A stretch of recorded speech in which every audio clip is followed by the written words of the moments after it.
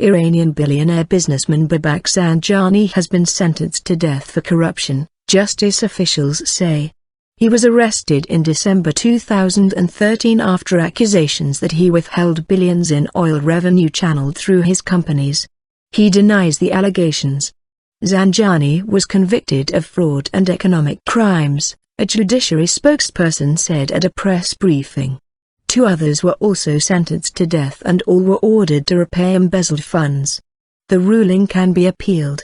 One of Iran's richest men, Zanjani had been blacklisted by the US and EU for helping Iran evade oil sanctions in place at the time.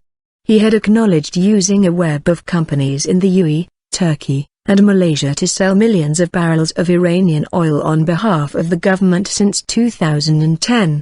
Before his arrest, Zanjani had claimed international sanctions were preventing him from handing over $1.2 billion still owed to the government. But at his recent trial, prosecutors claimed he still owed the government more than $2.7 billion in oil revenue. He was taken into custody a day after President Hassan Rouhani ordered his government to fight financial corruption, particularly privileged figures who had taken advantage of economic sanctions. Zanjani played down his political connections in Iran, saying, "I don't do anything political, I just do business." Zanjani has said he is worth about some $13.5 billion, £9.5 billion.